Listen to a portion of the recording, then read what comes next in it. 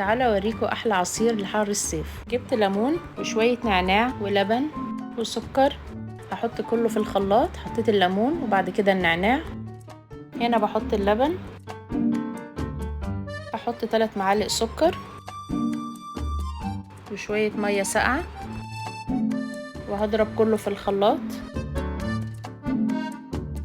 هنا جبت مصفى وصفيت فيها العصير. جبت معلقة علشان انزل بيها العصير من المصفى، وحطيت مكعبات من التلج في الكوبايات.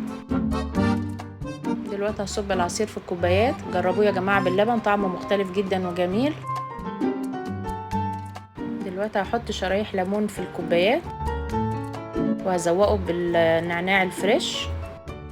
لازم تجربوه يا جماعة، هيعجبكم جدا، وبالهنا والشفا.